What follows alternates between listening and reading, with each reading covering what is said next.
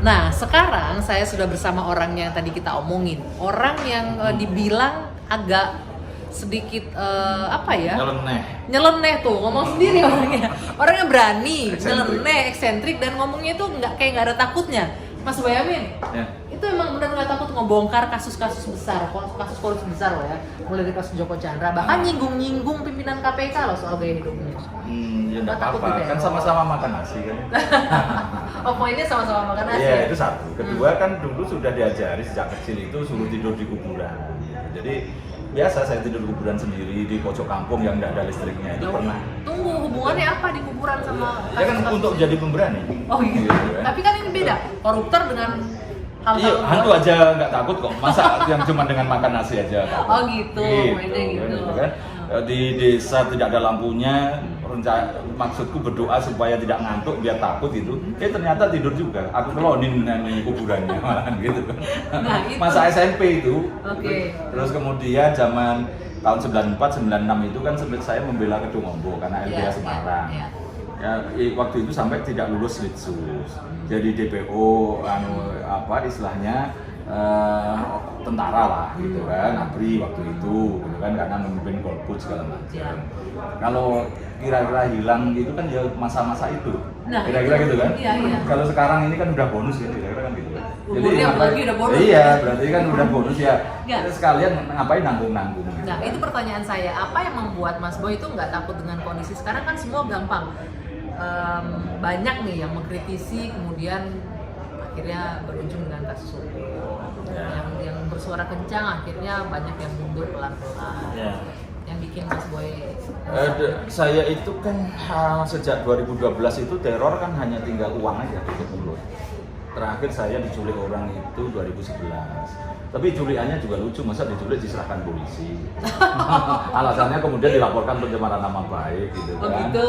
Ya saya seneng-seneng aja kalau begitu. Teror gitu. apa sih yang paling, kalau bisa dibilang mengerikan ya netizennya, apa? Tidak saya sebutkan. Kasihan nanti netizen menjadi kurang semangat kan gitu kan. Makanya saya kasihkan tadi yang lucu-lucu aja. Diculik tapi ternyata dibawa kantor polisi gitu kan. Dikira polisinya mendukung dia kan gitu kan, 9 orang gitu kan.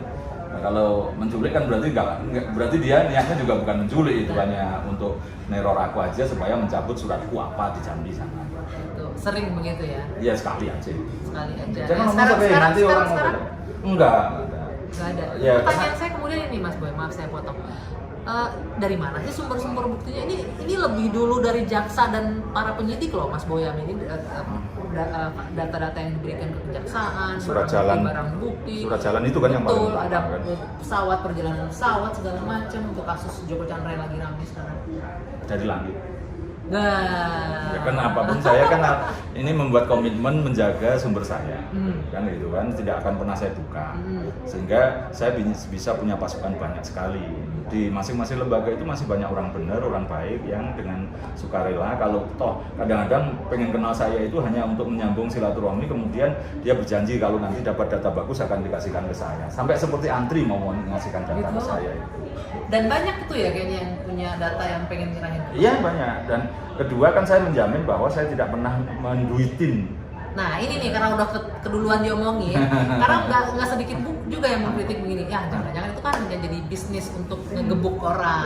Tolong dong pesan ini hajar si Anu, tolong hajar si A, hajar si B gitu. Kan ada juga yang begitu, saya tidak menafikan itu. Maka saya sekian lama membangun integritas dan juga membangun relasi itu kan sudah lama, sejak artinya Orde Baru juga sudah. Kalau urusan anti korupsi memang sejak tahun 2000. Dan relatif mulai dari Solo, Jawa Tengah, masuk ke Jakarta, data saya itu tidak pernah aku duitin. Gitu. Jadi bahkan ada beberapa case, misalnya ini ada persaingan 2 perusahaan besar, ada korupsi di satu perusahaan itu. Saya nyoba nyari korupsi di perusahaan satunya yang sedang bersaing itu. Kalau belum ketemu dua-duanya saya tidak mau ngurus itu lah. Karena nanti diduga diorder oleh lawan. Ya, misalnya menjelang pilkada nih ada wakil bupati order saya untuk menghancurkan bupatinya. Ya saya tunggu nanti kalau sudah habis pilihan. Itu kalau memang ada korupsinya. Tapi sering begitu ya? Sering order. Sering. Apa yang bikin nggak mau? Kan biasanya kalau orderan itu biasanya cuannya banyak loh. Nah, termasuk itu kan yang menjaga keselamatan saya. Ketika niat saya masih saya berusaha lurus kan itu menyelamatkan saya juga. Kalau nanti saya tujuannya demi duit kan bisa jadi ya kesandung di jalan. Oke, kalau untuk menolak duit karena masih jalan lurus bisa ya. Tapi kalau ada yang intimidasi, lu harus hajar si Anu, kalau enggak titik. Ya tetap enggak. Pilihannya akan hanya itu aja. Tapi ada jalan atau enggak? Ya ada sih, tapi tidak sampai mengancam gitu juga. Kamu ini serang ini misalnya gitu. Ya ada juga, ada yang model gitu, tapi kemudian saya pilih ini kepentingannya hanya kepentingan dia dendam atau ada kepentingan yang lain lebih besar. Kalau dendam saya ambil kok, karena menjadi suatu yang halal, orang memberantas korupsi itu dari sebuah motivasi, misalnya tidak dapat bagian. Gitu kan? Jadi boleh halal. Jadi karena nggak kebagian akhirnya mau bongkar. Gitu. Ya. Kalau di KPK itu ada whistleblower atau justice collaborator gitu. Ya, misalnya kan gitu. Atau dia misalnya ingin menggulingkan kepala dinas atau bahkan dirjennya misalnya. Sepanjang datanya kuat saya ambil. Toh belum tentu dia nanti yang gantiin kan? Kan gitu kan, misalnya seperti itu kan gitu kan. Banyak kejadian seperti itu juga. Ini ngomong-ngomong soal yang masih hangat, hari ini kan dipanggil sama Dewas KPK ya. Untuk sidang komite etiknya pimpinan KPK. Itu infonya pertama kali dapat dari mana sih pimpinan dari KPK gaya itu? Nah, itu loh. Itu kan kita tujuannya cari tahu. Dari mana? Dapat info pimpinan KPK naik helikopter pribadi gitu-gitu. Iya, waktu itu bahkan saya di Solo, itu kejadiannya di Palembang. Dalam jangka waktu hanya berjalan 3 jam, 5 jam sudah nyampe ke saya kok. Gitu. Jadi itu sesuatu yang gampang aja, karena saya membangun jaringan sudah lama, bahkan itu berjenjang sampai 5 orang, dari A ke B ke C ke D ke E baru ke saya.